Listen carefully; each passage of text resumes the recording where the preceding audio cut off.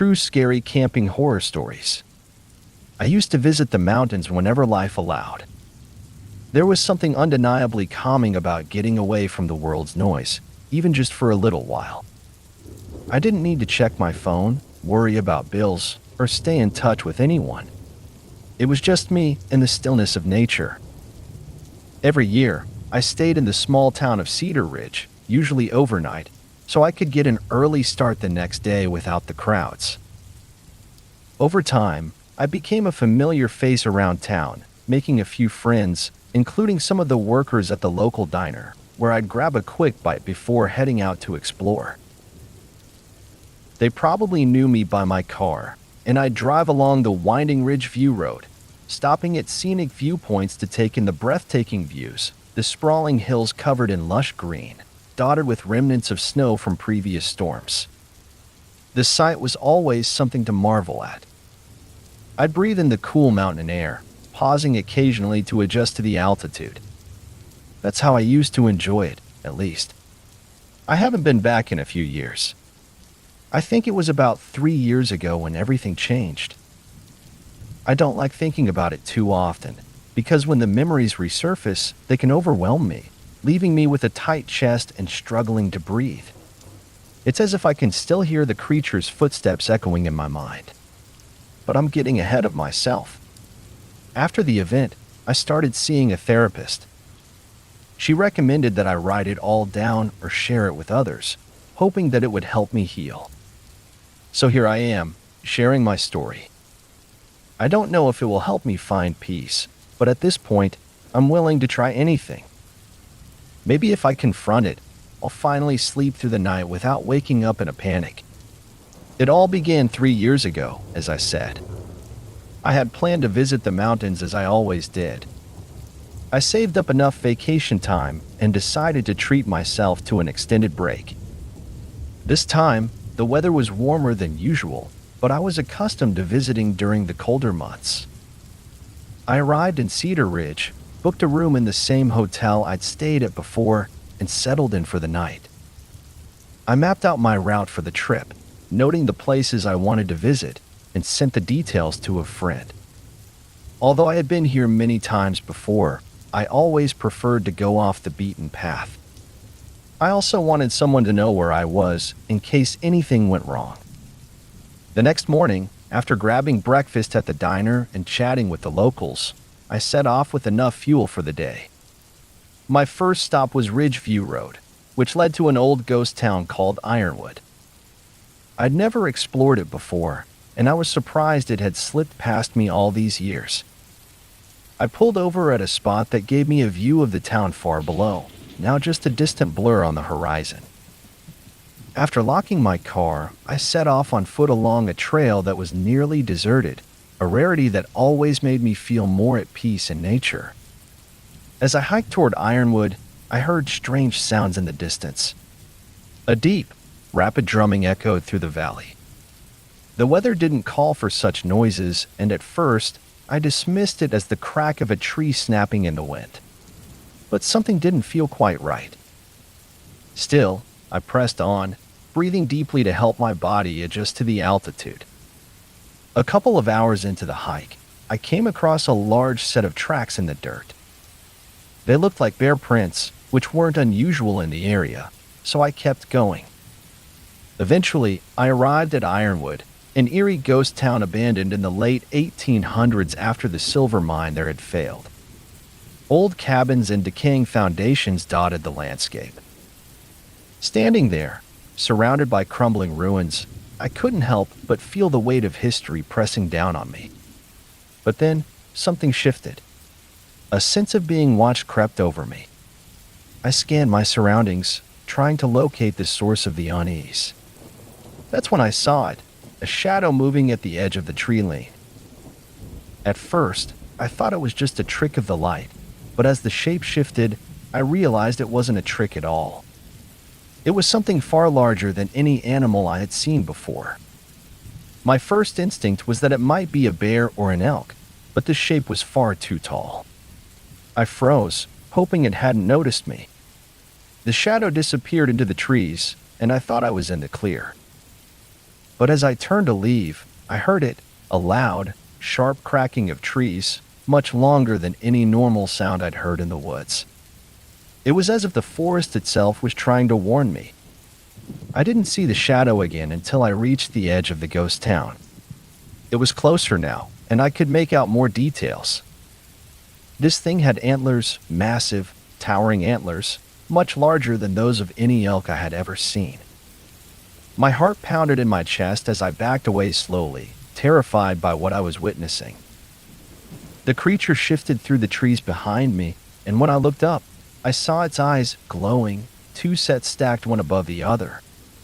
I knew then that I had to get away fast. I hurried down the trail, but not far from the ghost town, I found a footprint. It was enormous, easily 3 times the size of my foot, and deep enough to suggest the creature had been there recently. Shaken, I decided to head to my next stop, Boulder Lake. As I arrived, the place felt unnervingly empty, despite being a popular destination for hikers. It was as if something had driven everyone away. I sat on a large rock by the shore, trying to calm myself, when the unsettling feeling grew stronger. Across the lake, the treetops swayed unnaturally, and then I heard it, the noise of something massive moving through the trees. The creature had followed me. Before I could react, a large rock hurtled from the treetops and crashed into the lake, sending ripples across the water. I stumbled backward, tripping and injuring my ankle. The world seemed to go still, but then I heard it again. The creature was right behind me. Turning slowly, I finally saw it in full. It was like nothing I had ever seen before. Its body was bear-like but unnaturally long, and its antlers were monstrous. Its eyes, glowing in the sunlight, shifted between mammalian and reptilian, and I froze, unable to move. It took a step toward me, its antlers knocking against the trees with a deafening crash. I backed away, but the creature kept advancing, and the ground shook with every step. Before I knew it, it charged. One of its antlers struck me, and everything went blurry. The next thing I remember, I was lying on the ground, my legs shattered from the impact. The creature sniffed the air, drawn to my blood, and I passed out. A group of hikers eventually found me, unconscious, and managed to stop the bleeding before getting me to the hospital in Cedar Ridge. My legs were beyond repair, and I'll never walk again. Since that day, I've never hiked again, though I can't help but think about the creature. I've researched it as much as I can, but I've never found anything that matches it, some hybrid of a bear and an elk, perhaps. I wonder if that creature is the reason Ironwood was abandoned in the first place. Maybe I was just in the wrong place at the wrong time. At night, I still hear the clicking of its claws, and every storm brings the sound of its antlers crashing through the trees. I don't know if I'll ever find peace, but I can't help but wonder, what else do the mountains hide? Maybe there are more of them out there. Or worse, maybe it's still watching me, waiting to finish what it started. I never imagined that my journey on the mountain trail would turn into one of the most terrifying experiences of my life. My girlfriend and I, both seasoned hikers, decided to celebrate our anniversary by tackling the trail together. After several hours of hiking, we decided it was time to set up camp for the night. We found a quiet spot with a beautiful view of the distant hills and quickly pitched our tent. As the sun dipped below the horizon, we gathered around the campfire, telling stories, roasting marshmallows, and cooking hot dogs. Everything felt perfect, the quiet wilderness surrounding us, until suddenly we heard something rustling in the woods. At first, we assumed it was just an animal, maybe a deer or raccoon, but the noise grew louder, more insistent. Then, a sound that made the blood freeze in my veins echoed through the trees, a deep, guttural growl that seemed to come from all directions. We quickly doused the fire, hearts pounding, and scrambled into our tent, trying to convince ourselves it was just a bear. But something didn't feel right. We were experienced hikers, used to spending nights in the wilderness, but this wasn't like anything we'd encountered before. The growls continued, growing louder and more ominous. We lay there in the darkness, barely daring to breathe, listening closely as the sounds outside became more menacing. Then, the tent began to shake violently. Scratching noises echoed from outside, followed by heavy breathing. It was clear that whatever was out there was trying to get inside. We clung to each other, frozen in fear, not knowing what to do. Claws scraped against the fabric, and the growls grew louder, closer. In that moment, we honestly thought we might not make it out alive. We whispered to each other, telling each other we loved one another, thinking this was the end. But just as all hope seemed lost, the tent was torn open. What we saw will forever be burned into my memory. A massive creature, covered in matted fur with razor-sharp teeth, stood before us. It was unlike anything we had ever seen, a nightmarish silhouette against the dim light from the forest. The creature let out a deafening roar that shook the trees and seemed to reverberate through the very earth beneath us. We were certain that it was the last sound we'd ever hear. Then, out of nowhere, a bear charged into the scene with a furious roar, challenging the creature in front of us. It was as if the bear was defending its territory. The two creatures clashed in a brutal, savage fight, tearing at each other with claws and teeth. It was a violent, chaotic battle, and I couldn't say who emerged victorious as they both disappeared into the trees, leaving nothing but the sounds of their struggle fading into the distance. Seizing the chance, my girlfriend and I didn't hesitate. We bolted from the tent, sprinting as fast as we could, not daring to look back. Our legs burned, and our hearts raced, but we didn't stop until we reached the mountain trail. We found the nearest ranger station and joined up with some other hikers who were just starting their own trek. We told them what had happened, and they immediately arranged for us to be airlifted to the hospital. We were lucky to survive, but to this day, I have no idea what nearly took our lives that night. Years later, after much research, I discovered that it was the time of year when many bear cubs are born. It's possible that the creature we encountered was a mother bear fiercely protecting her young. Whatever it was, I can't help but be thankful to nature and to that bear for intervening when it did. It seemed like the perfect adventure, camping in the wilds of the Peruvian rainforest with my closest friends. We eagerly packed our gear and set out, full of excitement to explore the untouched landscape. The first few days were everything we hoped for. We trekked through thick jungles, crossed wild rivers, and climbed towering peaks. Along the way, we spotted rare creatures like pumas and capybaras. It was breathtaking. But then, things took a terrifying turn. One night, while sitting around the campfire, strange sounds echoed from the trees.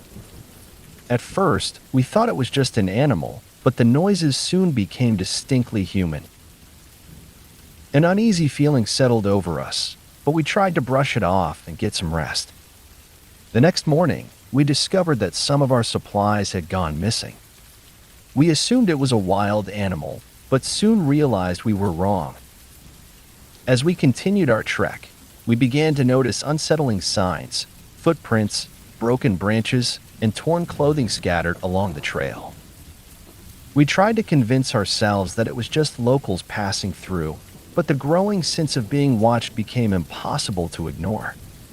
As the days passed, we began to spot figures in the distance.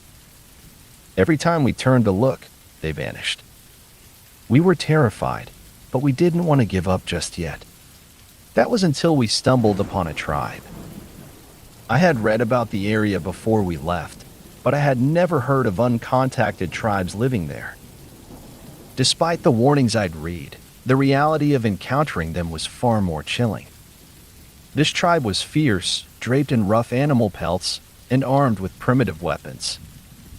They didn't speak our language, and we couldn't understand theirs, but it was clear they didn't want us there. We knew we had to leave before things escalated, but before we could escape, they attacked. We fought back as best as we could, but they outnumbered us and knew the land much better. We had no choice but to abandon our gear and run, desperate to escape. Lost and stranded in the wilderness, with no way to contact the outside world, we grew weaker with each passing day. Our food and water ran out, and we were on the brink of surrendering. But we refused to let the tribe defeat us. After what felt like an eternity, we finally made it back to civilization, but the memories of that terrifying journey still haunt me. The scars from the cuts and bruises I sustained while running through dense underbrush and falling during our escape will never fade. We narrowly avoided several traps and strange contraptions the tribe had set up throughout the forest, likely for protection or hunting. Now, whenever I hear strange noises in the woods, I'm reminded of that camping trip. A chill runs down my spine as I wonder what would have happened if we hadn't escaped. It's a story I rarely share, but it's one that stays with me every night. I'll never camp at Pine Ridge National Park again. For as long as I can remember, I've always loved camping, and Pine Ridge had been on my list of places to visit. The idea of being surrounded by nature in such a beautiful location was something I had always looked forward to. But what started as an exciting adventure quickly turned into a nightmare I'll never forget. My friend AR and I arrived at the park and set up camp in a secluded area deep within the forest. It was the perfect spot, far away from the noise of other campers. We were eager to immerse ourselves in the tranquility of nature. The first few days were everything we had hoped for. We hiked, saw wildlife, and reveled in the stunning views. But by the third day, things started to take a strange turn. While hiking, we began hearing odd sounds coming from the trees. At first, we thought it was just wildlife, but the noises grew louder, and a creeping unease set in. A low, guttural growl pierced the air, sending chills down my spine. We tried to brush it off and keep moving, but the growling seemed to follow us. It wasn't long before we both felt the unmistakable sensation of being watched. My skin crawled, and my hair stood on end. That's when we saw it. In the distance, partially obscured by the trees, was a shadowy figure. It was too far to make out any details, but it was massive, far larger than anything I could identify. We quickly made our way back to camp, but the growling persisted, following us every step of the way. Fear began to take hold of us, and by the time we reached our tent, we were both on edge. We locked ourselves in, hoping the noises would stop. But the night stretched on, filled with tension and dread. We could hear scratching against the fabric of the tent, followed by unsettling noises that made our blood run cold. We hardly slept, and when we did, our dreams were filled with disturbing images. When morning finally came, we packed up our camp in a hurry and left without looking back. To this day, I still don't know what that creature was, but I'm certain it was something beyond human understanding. The memory of that night continues to haunt me. Despite my experience, I don't want to discourage anyone from visiting Pine Ridge. It's still a beautiful and peaceful place. Just be cautious if you go. Some things in nature are better left undisturbed. It was supposed to be a once-in-a-lifetime adventure, an opportunity to escape the monotony of everyday life and reconnect with nature deep in the rugged forests of the Pacific Northwest. But as nightfall descended and the campfire flickered, my friends soon realized they weren't alone. At first, it was just strange noises, rustling leaves and the snapping of twigs. But then, from the edge of the clearing, a massive figure emerged. Its eyes glowed faintly in the firelight, and its breath came in deep, disturbing grunts. One of us, eager to capture this mysterious creature, grabbed a camera and cautiously crept closer. But as they neared, the creature let out an earth-shattering roar, sending all of us scrambling back toward the safety of the fire. For hours, we could hear it circling our camp, its eerie howls and bone-chilling screams making it clear it was toying with us. savoring our fear. As time passed, panic set in. We were unarmed, vulnerable, and at the mercy of something we couldn't even understand. It felt as though we might not make it through the night. Then, as suddenly as it had appeared, the creature vanished without a trace, leaving us paralyzed with terror. We packed up in a daze, hastily fleeing the wilderness, swearing we'd never return to that cursed land. Even now, years later, we still share the tale of our terrifying encounter with the elusive forest giant, warning others of the dangers that lurk in the wild. And whenever we hear an unfamiliar noise in the night, we can't help but wonder if the creature is out there, waiting in the shadows, ready to torment us once more. I've always been fascinated by the mysteries of ancient civilizations. So, when my friend suggested a camping trip near some old ruins, I jumped at the opportunity. We set up camp on the edge of a dense forest and made our way over to explore the site. The crumbling stone structures and faded carvings were impressive, but there was something unsettling about them, a strange energy that lingered in the air.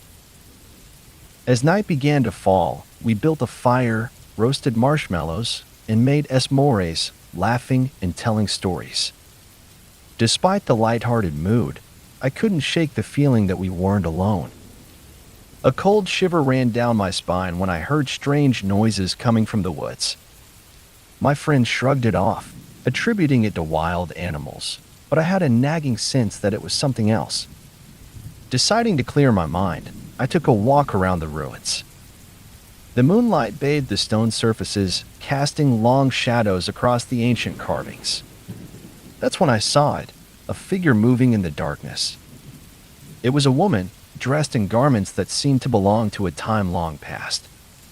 She drifted toward me, her eyes glowing faintly in the dim light. I was frozen, unable to move as she approached. Her hand stretched out, her nails long and sharp, almost inhuman. I screamed and tried to run, but it felt as if an invisible force had me in its grip. No matter how hard I struggled, I couldn't break free. Her strength was overwhelming.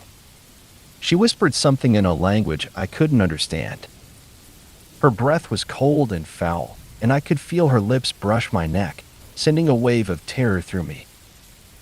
Just when I thought I was about to meet my end, my friends burst into the clearing, shouting and waving their flashlights. The woman instantly let go of me and vanished into the darkness, leaving me shaken and confused. My friends couldn't explain what had just happened, but I knew. Deep down, I understood that I'd encountered something supernatural. We packed up our things and left the ruins at dawn, swearing never to return. Since that night, I've never doubted the existence of the unknown. But even now, I can't help but wonder, what exactly did I come face to face with out there? The first few days passed quietly. I spent my time hiking through the woods, reading, and sitting by the lake.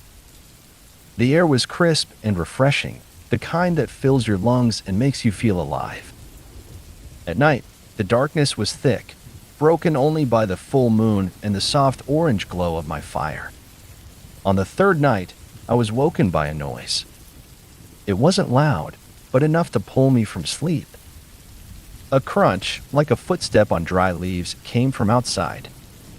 I lay still, listening, my heart racing in my chest. I slowed my breathing, straining my ears for any sound. Nothing. I convinced myself it was probably just an animal, maybe a deer or a raccoon, but the sound didn't return, and eventually, I fell back to sleep. The next morning, I noticed something odd. There were faint footprints in the dirt outside the cabin, clearly human. They led from the woods to the porch, but there were no tracks leading away. Whoever had come hadn't left the same way, or maybe they were still around. A sense of unease washed over me. This wasn't a well-traveled area, and the nearest neighbor was miles away. Maybe it was a lost hiker, I thought, or someone in need of help, but I hadn't heard anyone calling. And the prints didn't look fresh. I spent the day trying to shake the feeling of being watched. I told myself I was overthinking it, even hiking to the lake again, hoping the fresh air would clear my head. But the feeling stayed with me, lingering in the back of my mind. I kept glancing over my shoulder, half expecting to see someone standing in the trees. That night, I locked the door and windows before bed. I kept the fire burning longer than usual, the flickering light offering some comfort. Sleep didn't come easily, but eventually exhaustion took over. Then I was woken again, this time by a loud thud, like something heavy hitting the porch. My eyes shot open, and I sat up in bed, heart pounding. The sound came again, followed by the slow creak of someone stepping onto the wooden boards. I grabbed my flashlight from the nightstand and crept to the window. The cabin was dark, save for the moonlight filtering through the trees. I hesitated before pulling back the curtain, dreading what I might see. Nothing. The porch was empty. But as I scanned the tree line, something caught my eye, a figure. A man, standing at the edge of the woods, barely visible in the shadows. He wasn't moving, just staring in my direction. My heart pounded as I froze, my mind racing. What was he doing out there? Was he the one who left the footprints? Why wasn't he moving? I stayed by the window for what felt like hours, watching him. He didn't move at all. Eventually, I couldn't stay awake any longer and went back to bed. I didn't sleep much. By morning, the man was gone. I spent the day inside, too scared to go outside. I kept checking the windows, half expecting him to reappear. As the sun started to set, I added more wood to the fire and kept my flashlight close. Around midnight, the noises began again.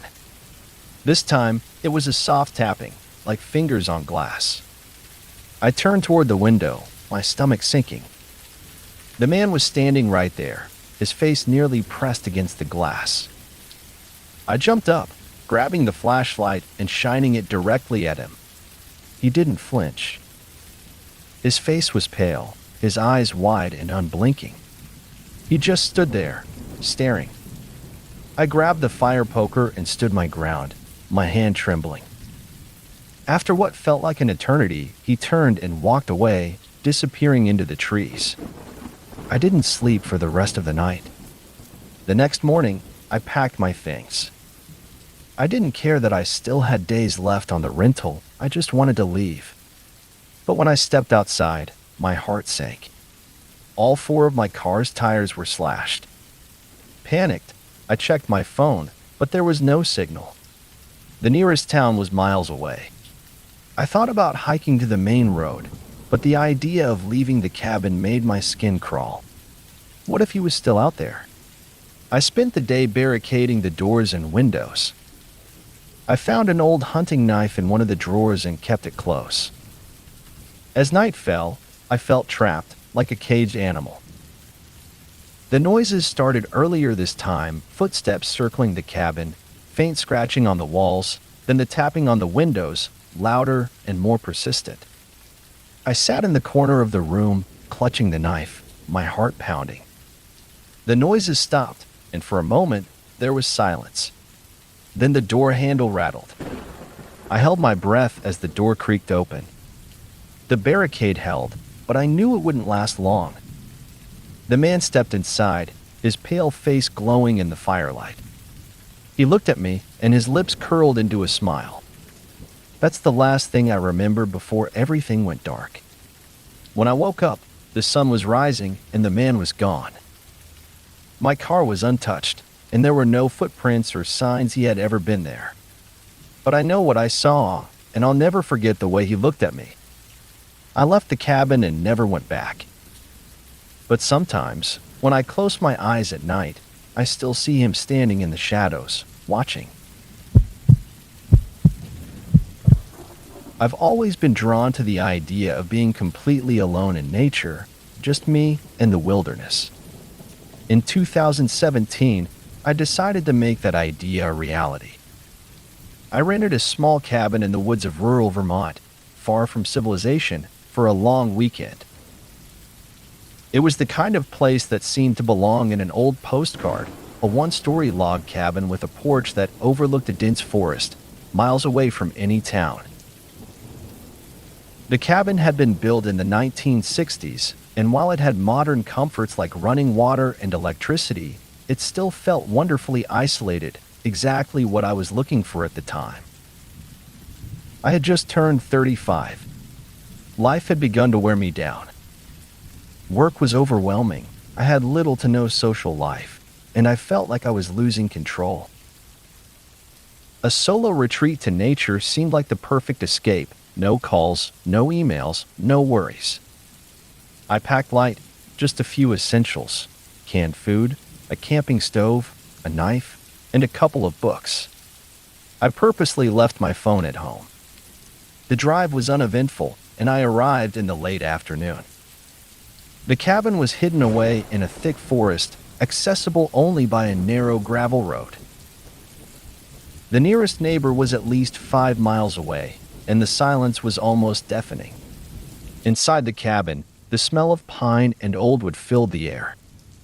It had one bedroom, a tiny kitchen, and a cozy living room with a fireplace. The windows were small and dusty, and the only light came from a few dim bulbs hanging from the ceiling. It wasn't luxurious, but it was exactly the kind of place I had imagined. The first evening, I unpacked and took a walk through the surrounding forest. The trees stretched on in every direction, thick and unbroken. There was no cell service, no Wi-Fi, and no sounds of human life, just the quiet embrace of nature. That night, I lit a fire in the fireplace, read for a while, and eventually fell asleep on the couch, the complete silence around me a welcome contrast to the constant hum of city life. The next morning, I set out for a hike. I had a map, though the trails were poorly marked, so I kept track of landmarks as I went. About half a mile from the cabin, I found an old wooden bridge crossing a creek, and further down the trail, a large boulder that vaguely resembled a bear. The deeper I went into the woods, the more I began to notice how eerily quiet it was. There were no birds, no animals, no rustling leaves. It felt odd, but I told myself it was nothing. After about 2 hours, I decided to turn back. By the time I returned to the cabin, the sun was setting, and the shadows of the trees stretched long across the ground. I cooked a simple meal on the camping stove and ate it on the porch, watching the forest darken. That's when I saw her, a figure standing just inside the tree line, about 100 yards away. At first, I thought it was a trick of the light, but it didn't move. The figure was too far to make out clearly, but it looked like a woman in an old, torn dress. I stared at her, trying to make sense of it. My rational mind told me it was just a hiker, or maybe a shadow cast by the trees, but something deep in my gut told me otherwise. I stood up and called out, but there was no response. When I went inside to grab my flashlight, the figure was gone. That night, sleep eluded me. Every creak of the wooden floor, every whisper of wind, every snap of a twig felt amplified. I tried to convince myself it was just the forest, but I couldn't shake the feeling that something wasn't right. Around midnight, I heard footsteps outside. They weren't the wind or the creak of the porch. They were slow and deliberate, circling the cabin. My heart pounded in my chest. The hunting knife sat on the coffee table just out of reach. I froze, barely breathing, as the footsteps stopped near the front door. I wanted to grab the knife and check, but my legs felt paralyzed. Then, the doorknob turned. It didn't open, but it rattled as though someone was trying to force it. In a panic, I grabbed the knife and crept toward the door. The rattling stopped just before I could reach it. I opened the door and stepped out onto the porch, shining the flashlight into the woods. The beam cut through the darkness, but all I could see were trees and shadows. The feeling of being watched didn't go away. The next day, I stayed inside, too uneasy to venture out. I didn't hike or leave the cabin at all. I locked the doors and windows and kept the knife close. Occasionally, I thought I saw movement in the trees, a flicker of shadow, the rustling of leaves, but I could never be sure. As evening fell, I decided enough was enough. I packed my things and planned to leave first thing in the morning. But the last night was even worse than the one before. Around 2 a.m., I was jolted awake by tapping on the bedroom window. It wasn't the wind or a branch, it was rhythmic, deliberate. Tap, tap, tap. I didn't want to look, but I couldn't resist. I pulled the curtain back just enough to peek outside. There she was, the same woman from earlier, standing just a foot away from the window.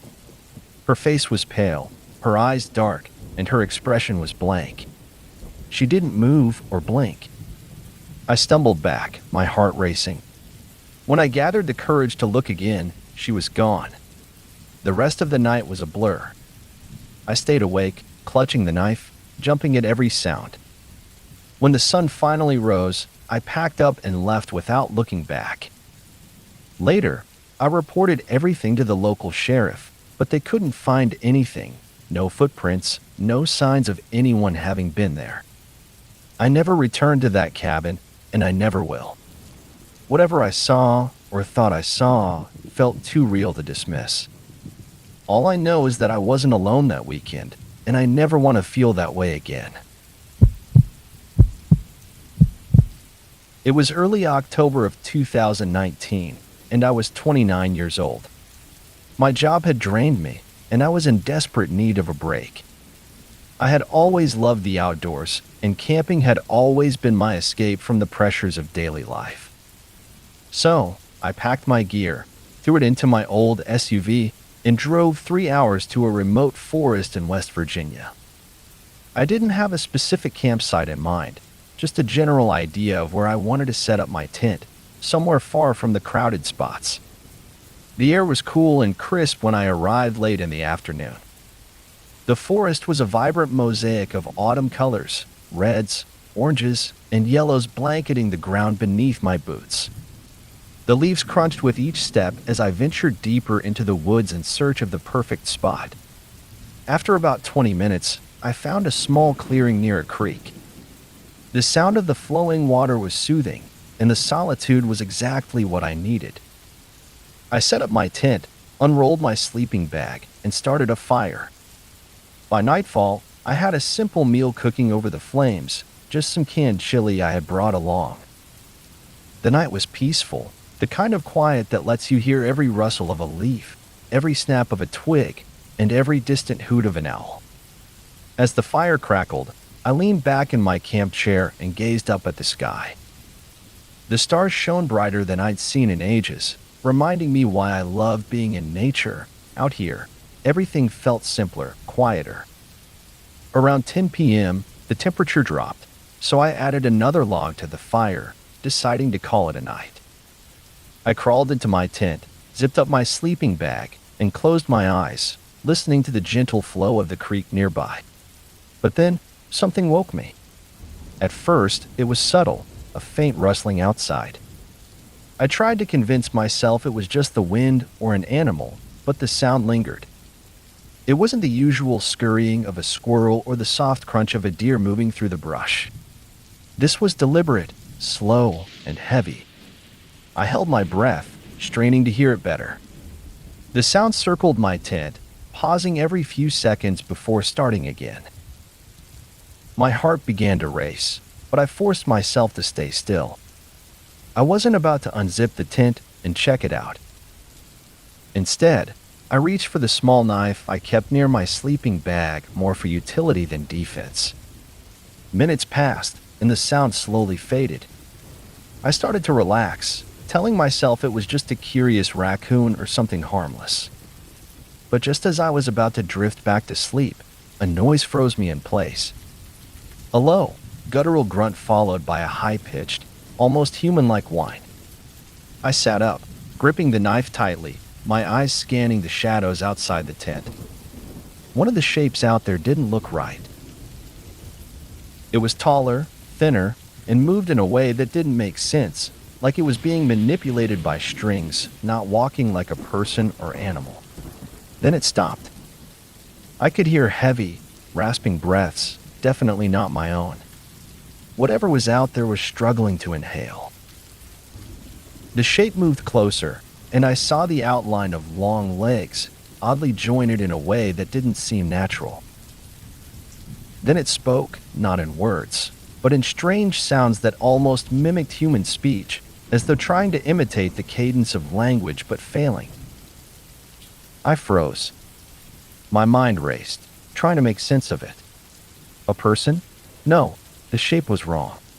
An animal? No animal I knew made sounds like that. The shadow retreated slightly, and I seized the opportunity to grab my flashlight. I flicked it on and shone it at the tent wall. The shadow vanished instantly, as if it had never been there. I stayed awake the rest of the night, every muscle tense, listening for any sign of movement. But whatever had been outside didn't return. When the sun finally rose, I unzipped the tent and stepped out cautiously, knife still in hand. The fire had burned out, leaving only smoldering embers. The clearing looked the same as it had the day before, but something felt off. I walked around the campsite, searching for any tracks or signs of what I'd seen. Near the edge of the clearing, I found them, hoof prints, but elongated, as though they'd been stretched unnaturally. They didn't belong to any deer I'd ever seen. I packed up quickly, my hands trembling as I shoved the last of my gear into the car. I glanced back at the forest, too quiet, as if something was watching me. As I drove away, I tried to convince myself it had just been a sick animal or that my mind was playing tricks on me from exhaustion. But deep down, I knew that wasn't the case. That night, I did some research on creatures that mimic human speech, looking into folklore and anything that might explain what I had encountered. Most of the stories seemed too outlandish, rooted in myth, but then I came across accounts of creatures that could mimic human speech, ones that wore the guise of animals, but were something else entirely. I don't know what I encountered that night, but I've never gone camping alone again.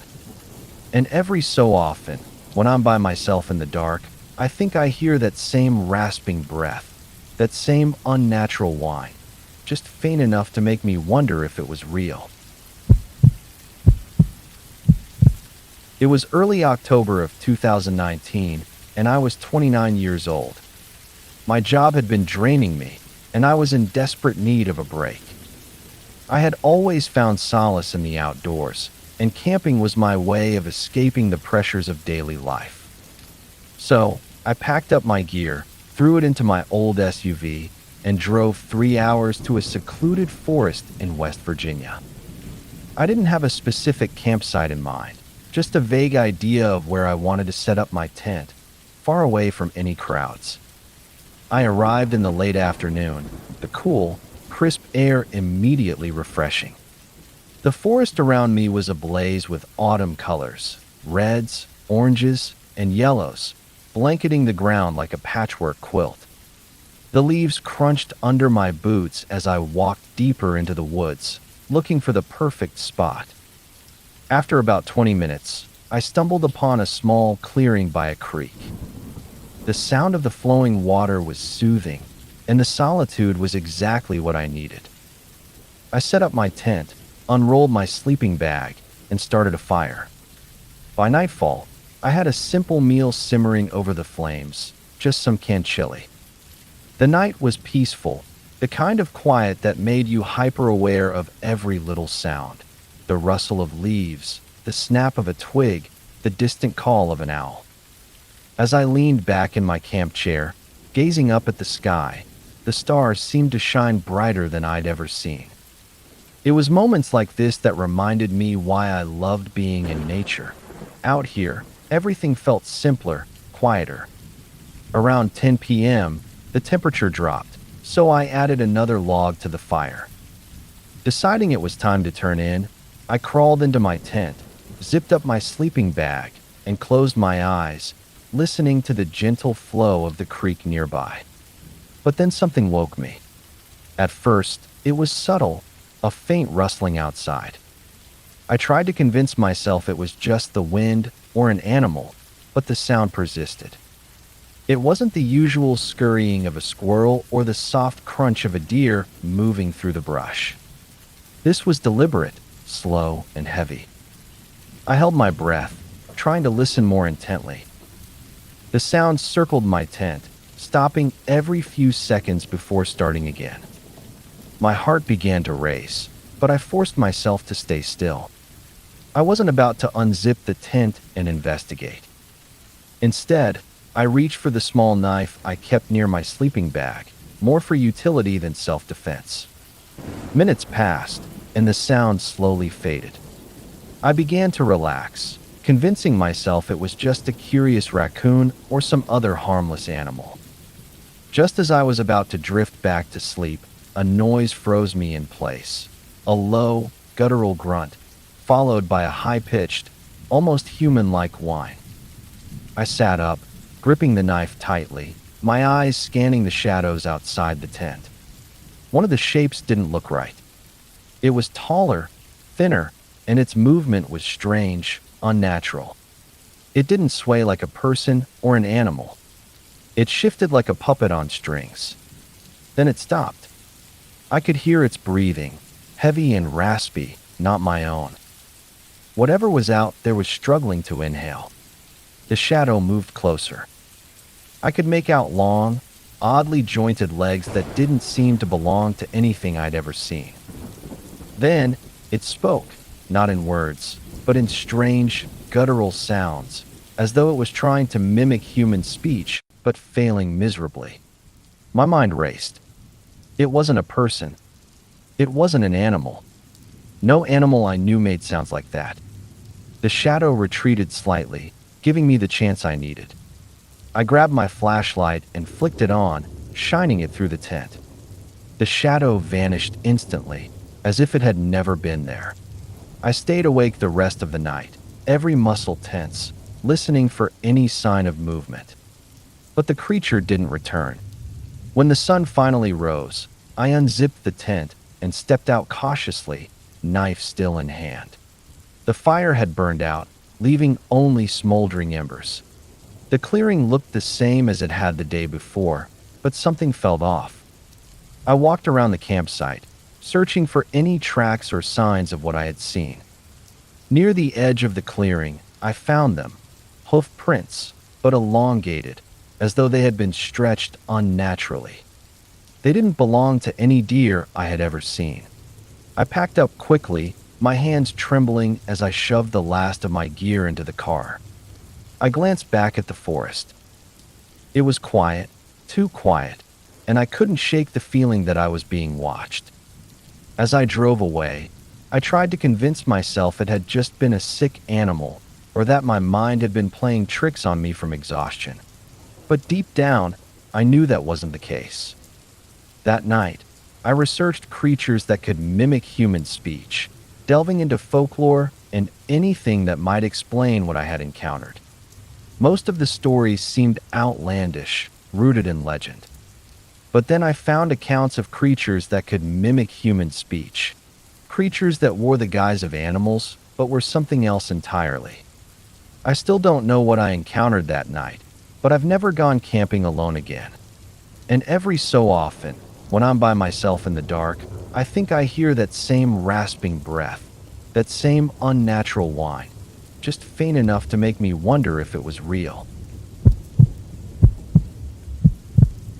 In early autumn, September 2019, I decided to rent a secluded cottage in the remote wilderness of northern Wisconsin. At 33, living in Milwaukee, I needed an escape from the relentless grind of city life. The constant noise, work pressures, and people had worn me down, and I longed for quiet. The cottage I found was simple, nestled deep in the forest with no internet connection, just what I needed. The journey took about 5 hours. I drove along winding back roads, surrounded by dense forest where the trees arched overhead, forming a canopy that dimmed the sunlight. By the time I reached the gravel driveway, the sun was setting, casting a golden glow across the woods. The overgrown path scraped against my car as I slowly made my way up to the cottage. It was exactly as it had appeared online: small, weathered wooden walls, a sharply angled roof, and a sagging porch. It wasn't glamorous, but it was functional. Inside, there was a wood stove, a compact kitchen, a tiny bedroom, and a bathroom with running water. Beyond the cottage, an endless forest stretched out, and the nearest town was a 25-minute drive away. It was isolated, and that was exactly what I wanted. On my first day, I unpacked groceries, stacked wood for the stove, and settled into the cottage. The woods around me were eerily quiet, disturbed only by the occasional rustle of leaves or the distant call of a bird. The stillness was a welcome contrast to the constant hum of the city. When night fell, the darkness outside was complete. I lit a few lanterns and sank into a chair with a book, letting the solitude wash over me. The first couple of days passed without incident. I spent time walking nearby trails, preparing simple meals, and reading. Disconnecting felt liberating, giving me space to think. But by the third night, an unsettling sensation began to creep in. It started with a strange, prickling feeling, as though I were being watched.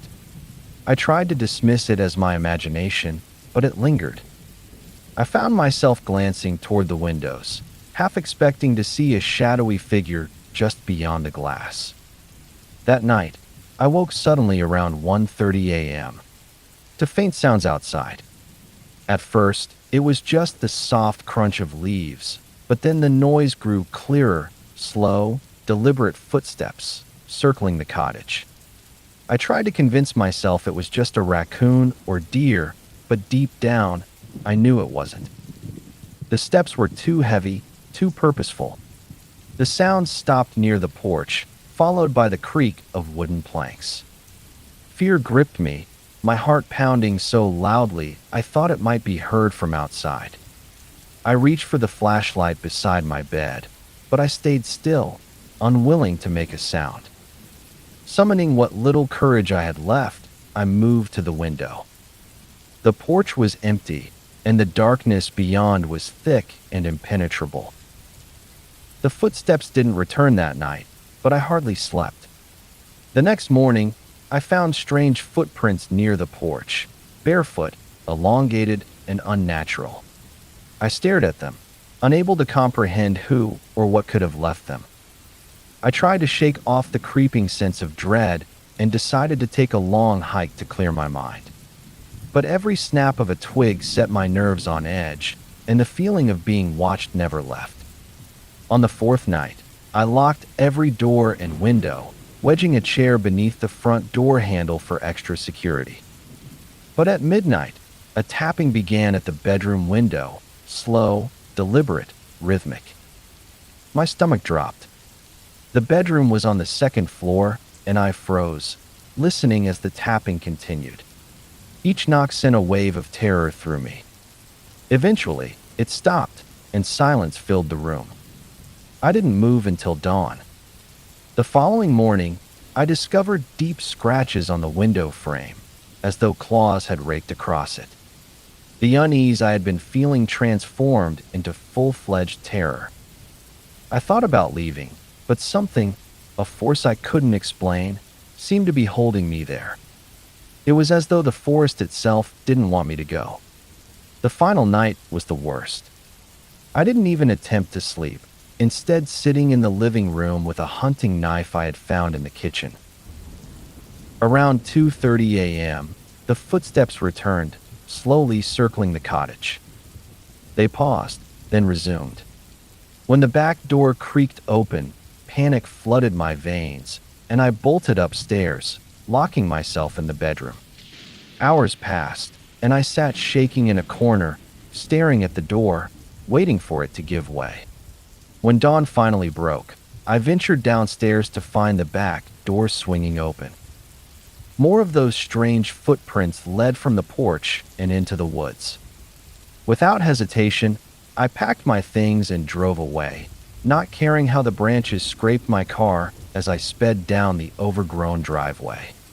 Years later, I still can't explain what happened. I've replayed it in my mind countless times, trying to make sense of it, but nothing fits. I'll never return to that cottage. Even now, late at night, sometimes I hear phantom footsteps circling my home. And I'll never forget the tall, gaunt silhouette I glimpsed as I left, standing among the trees, watching me go. Whatever it wasn't human. I was 27 when I decided to leave the hustle and bustle of the city behind for a while. My job at a tech company in Chicago had worn me thin, and I figured a break from the constant noise and rush could do me good. A friend recommended a small, peaceful town in northern Vermont, nestled near the Green Mountains. He said it was affordable, tranquil, and surrounded by nature, a perfect escape.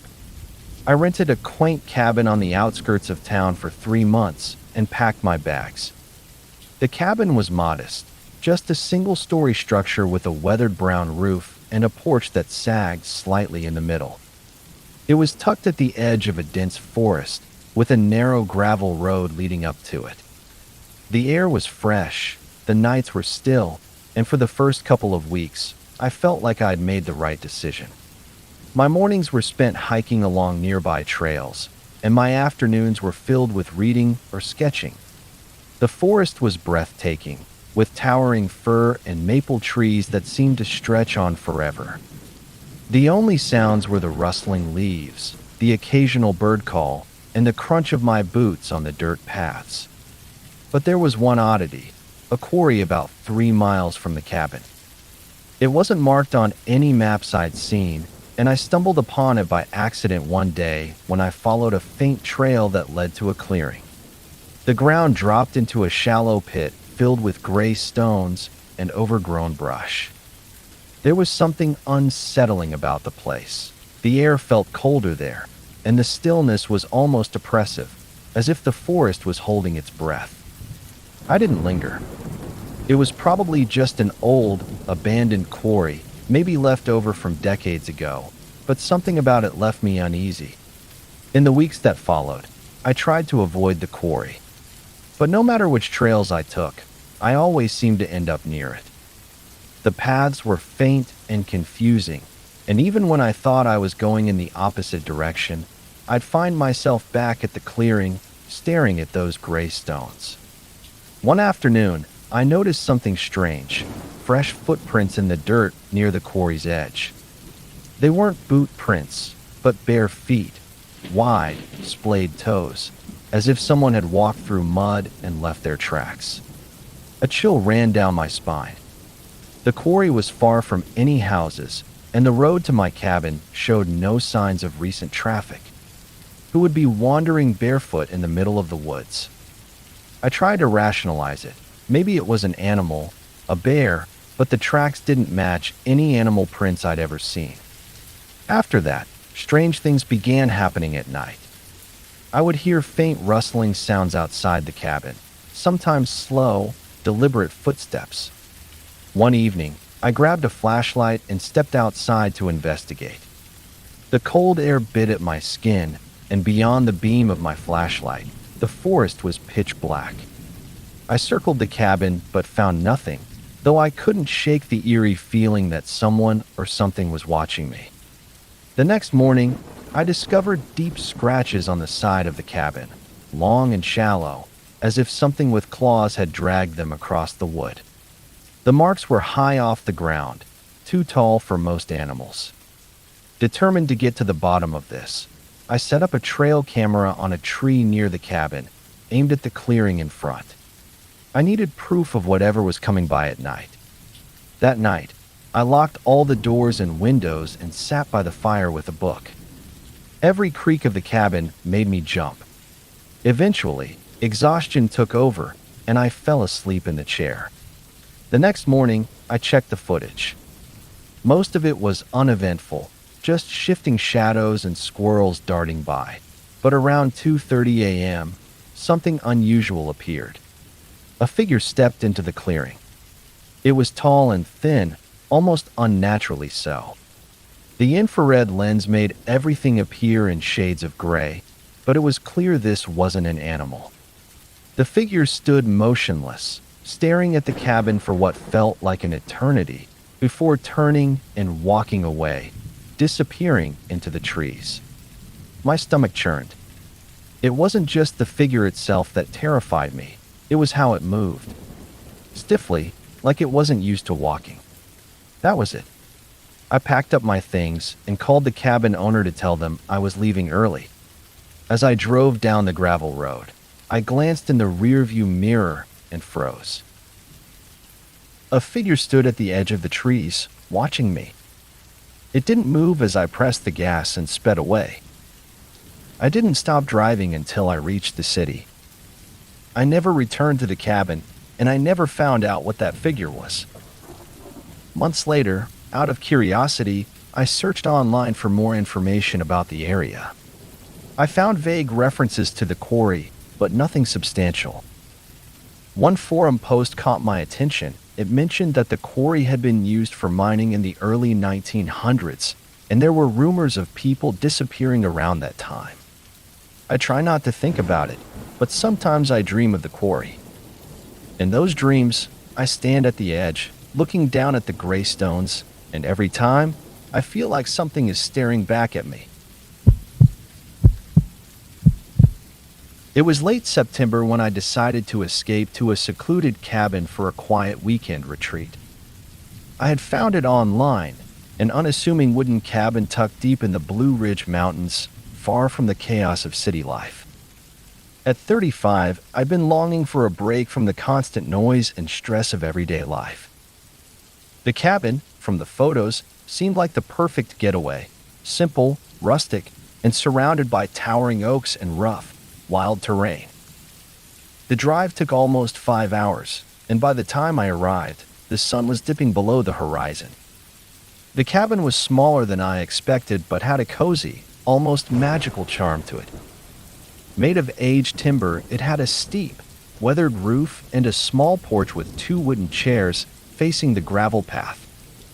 There was no cell service, which was exactly what I wanted. I was here to disconnect. As I unpacked, I was struck by how eerily silent it was. No car horns, no chatter, just the faint rustling of leaves and the soft hum of crickets.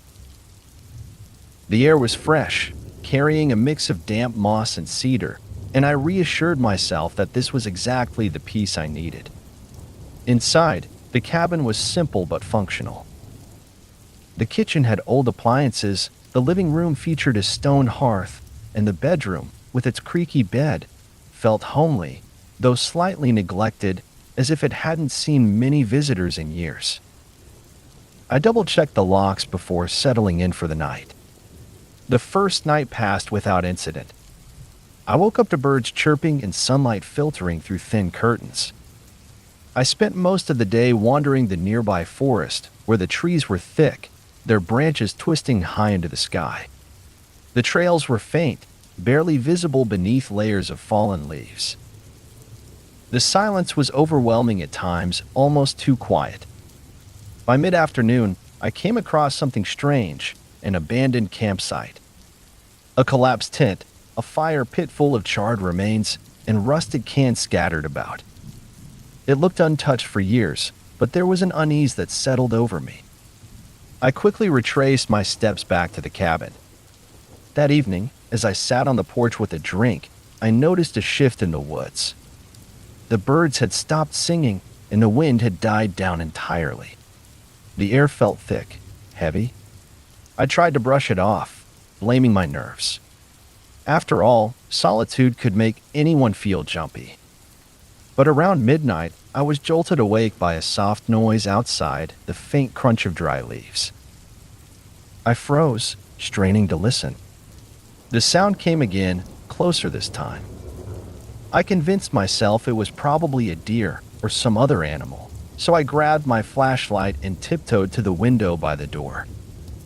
I scanned the driveway and the surrounding area but saw nothing, just shadows.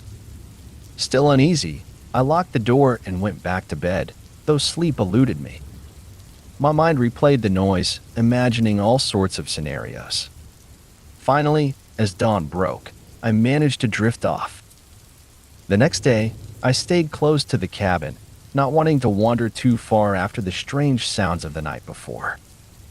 I spent the morning chopping wood and tidying the porch, but no matter how much I tried to distract myself, I couldn't shake the feeling of being watched.